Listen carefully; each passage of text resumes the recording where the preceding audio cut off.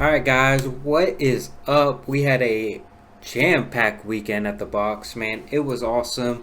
We're talking LSU Baseball. This is Set It Off Network. I am your host, Michael Setitall. And if you were at the box this weekend, first of all, thank you, because that place was awesome this weekend. It was rocking. The rain delays, the cool weather, which really shocked me for this time of year in South Louisiana, it being 60 degrees at night.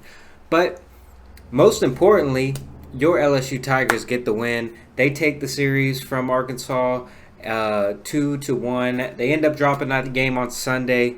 But all in all, it was a super good weekend for the Tigers as they have solidified themselves as a national contender for sure. For me, maybe not for y'all. For me, I looked at the season and saw they played Texas, they played Tennessee, they played Auburn. Those are really the three teams that I thought were like elite tier talent, national championship caliber type teams. And I'm going to be honest with you, LSU did not fare well when they played those teams, right? You get swept at Auburn. You ended up losing 2 out of 3 at Texas. I actually thought you played Texas better than you played any of these other series outside of this past weekend. But, looking at it as a whole, you were, 3-6, something like that in the 9 games, which isn't great. But you ended up getting the series win out of that in Tennessee. And then you had Arkansas rolling into town. Arkansas coming off 3 series losses, right? Doom and gloom for them. They come out of nowhere, sweep number 1 Texas at home, and then they hit the road to face LSU, and it's like, all right, here we go. This is the best offense in the SEC. LSU's got the pitching staff right now working. Like, this is the matchup, right? This is the one we've been waiting for. These are probably, if I had to say, these are probably the 2 best teams in the SEC at this moment right now here on May 12th, 2025. That could change in a week. I don't know. I'm just saying, I personally think Arkansas and LSU are the 2 top tier teams in the SEC at the moment. So for me going in this weekend, it was all about LSU's pitching. It necessarily wasn't about their hitting. It was, were you going to be able to control this lineup for Arkansas that had been so dominant all year? You go and look at Arkansas's runs per game in games they win and runs per games when they lose, and it's like night and day difference. Like it is like over 4 to 5 runs per game difference between when they win and lose. So if you can control their offense, you give yourself a significant chance, because it's not like other Arkansas teams. Like, there is no Hagen Smith coming out of that bullpen. There's no Hagen Smith starting on Friday night for them. Don't get me wrong, they still have great guys, but they don't have that guy, that guy who is, you hand him the ball and you're winning type guy. So LSU was able, I thought they were going to be able to hit the ball. For me, it was just going to be, could you contain that lineup? And I got to say, LSU, even on the game on Sunday, the 2 Aloy brothers, nothing to speak of from them all weekend. A couple singles here and there. You really kept them from getting extra bases. And LSU gave up 1 home run in 3 games against the best offense in the SEC. And I think that shows a lot about this pitching staff, not only from your 2 starters in Cade Anderson and Anthony Ianson. I think this shows a lot with the bullpen and how far they have come. And yes, I know people are going to look, and they're going to look at Sunday, and they're even going to look at Saturday night in the 7th inning when they took Ianson out and they gave up 3 runs. Like, I get it. Like, don't get me wrong. But when you need guys to step up, they've been stepping up. Now, Sunday was a rough 9th inning, right? But Chase Shores was awesome. Like, Chase Shores was awesome on Sunday. He kept you in it. That offense for Arkansas had scored in like 3 straight innings. Or 2 straight innings, and he comes in and shuts the door after Cason Evans didn't have his good stuff today. He comes in kind of neutralizes that offense, gives you a chance to claw back in the game. Your offense wasn't able to do that, but you were able to come back as close as you were because of the job Chase Shores did. Now, the people behind him kind of let things go there in that ninth inning. You can't walk 9 batters and against that team and expect good things to happen. Like, it's just not going to happen. But all in all, the Tigers had a very successful weekend. A lot of people are still concerned about this lineup, and I just don't feel as concerned. I don't feel it. The one concern I do have is Jared Jones, and it's not because Jared Jones is not hitting the ball, right? People go through slumps where they're not hitting the ball. Like Derek Coryell is going through a slump right now, right? And those are your 2 best hitters, right? Your 2 best hitters are going through a slump, and you just beat the number 5 team, 6 team, whatever they were ranked. You just beat them 2 out of 3. So as a lineup, I'm not necessarily worried, but the guy I am worried about is definitely Jared Jones. All right? Jared Jones at the beginning of the year was taking such good quality at-bats, cutting down on the strikeouts, was able to put the ball in play more, and it really led to a lot of success for him early in the year. And then over the last couple of weeks, you have seen that diminish. You've seen the home run here and there. You've seen the quality at bats. I mean, my God, he hit the walk-off home run against Tennessee. He hit a home run against A&M. Like the production is not necessarily completely falling off. It's just the quality at bat for me, because I don't think he's taking a quality at bats. Like, he struck out 7 times this weekend. 7 times is a lot, and he had, I believe, 13 at bat. He was 2 for 13, and both of those hits came in the same game. But he's just one of those guys where the swing and miss is found him again. He just looks like he's guessing up there. I'm not a hitting expert. I am not Coach Jay Johnson. Like, I am not the guru. I don't know what he's been working on. I don't know, if he's made any adjustments. Like, he's going to figure it out. I'm just saying at this moment in time, that's a guy you really need. All right? That's the guy you need to anchor this lineup and be that star player, and make people pay when guys in front of him get on. And I just don't feel like they've been doing that lately. I think that's going to change. And then another thing with the lineup that everybody's going to be talking about is the whole Jake Brown thing. And I get it, man. Jake Brown's a stud. I love watching Jake Brown play. I love when he's in the lineup. But y'all have to understand, this dude hasn't hit lefties all year. And I know you're going to say, oh, he hasn't been playing against that. Well, Jake keeps giving him chances. He keeps giving him opportunities against lefties, all right, and he keeps coming up empty. So Jay Johnson knows Josh Pearson is better lefty on lefty. He stays through the baseball more. He uses the backside of the field more.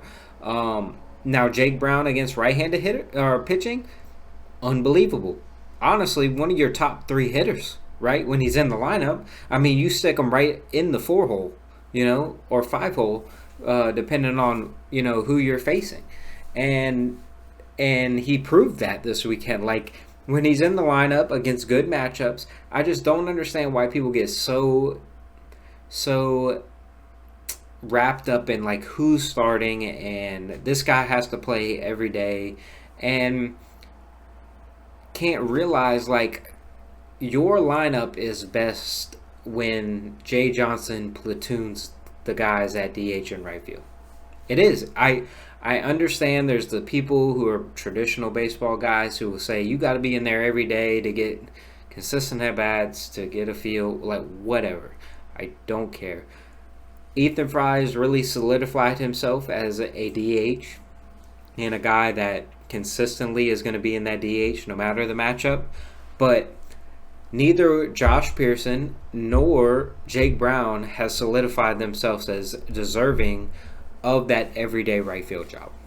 All right, and a lot of people are going to trash me, and they're going to be like, "Oh, well, like, what does the man have to do? He hit what two home runs this weekend, and both of them are in the same game. Like, whatever.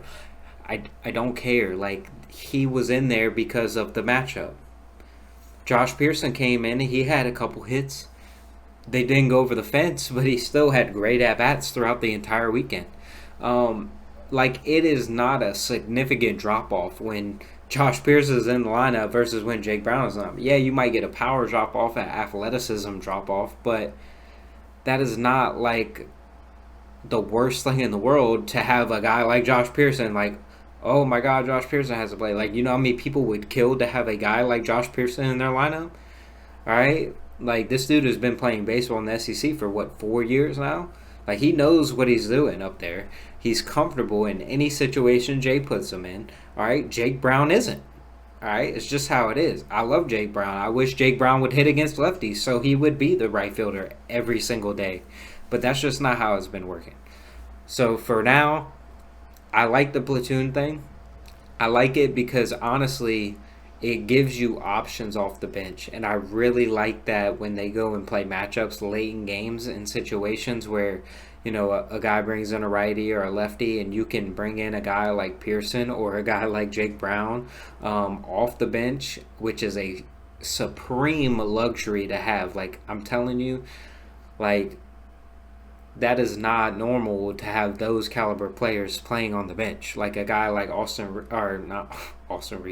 a guy like Tanner Reeves to come in at third base late in the games who can give you a good quality at SEC caliber at bat.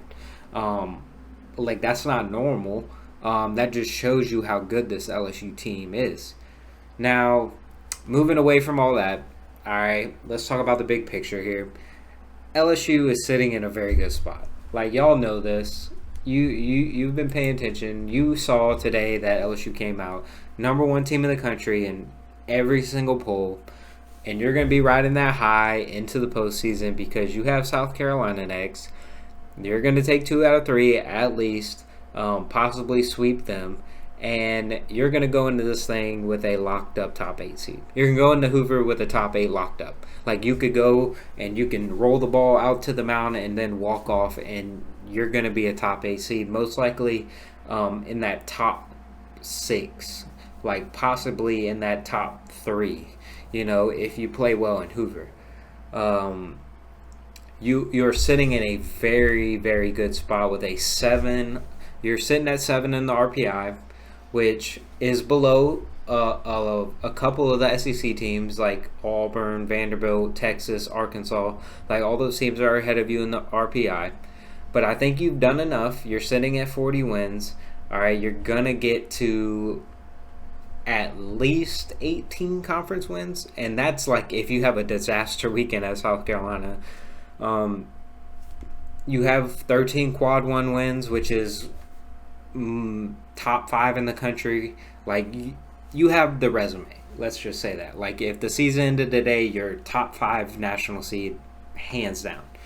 But you throw in South Carolina next weekend, and you possibly stumble. But I think A&M losing this weekend really kind of helped LSU as far as, like, focusing in on what they need to do. Because what A&M did at Missouri this weekend was shocking, to say the least. But Jay's a good coach. Jay will have his team ready to play, unlike a first-year head coach down there in College Station. And I think they're going to take care of business, absolutely. And then you roll into the SEC tournament. You'll be a top 4 seed, so you'll only have to play 3 games. And whether you win those games is what it is. Like, Jay has proven in the past that he's not going all in to win the SEC tournament like Paul Maneri used to. And I understand it. Like, the way it shakes out now is a little bit better because you're not playing on Wednesday or Thursday. Even if you're a top 4 seed, like, you're only playing 3 games if you're a top 4 seed. So you have that, and then, like I said, we'll see how it shakes out in Hoover. I don't think that this team's like going to go on a magical run and win in Hoover and become the like #1 overall seed or something. I think they want to set up their pitching for the regional. I think they want to get guys in the game, in games that matter, and they want to see what they got, and who's going to step up late in the season, who's going to be that Thatcher Hurd, that Ty Floyd at the end of the year that comes through and starts producing and pitching meaningful innings, because you have guys that you think can do that, and then you have guys that are starting to emerge in that role. But LSU's got to find it, and they've got to find a couple more guys for me to feel comfortable that if they were to somehow get chopped up in the losers bracket of a Omaha or something like that, of a regional, that they could play their way out of it, because Cade and Anthony are going to do what they do, right? Kason Evans is going to do what he does. Zach Cohen's going to do what he does, but it's like past those four guys, you have a lot of inconsistencies. You've had flashes, but the potential is always there for somebody to step up, and that's what LSU needs. If they want to win a championship, that's what it's going to take. So that's all I got for you guys today. Hopefully you enjoyed it. Hopefully you guys had a good weekend. Happy Mother's Day to all the mothers out there, and I will see you guys next time.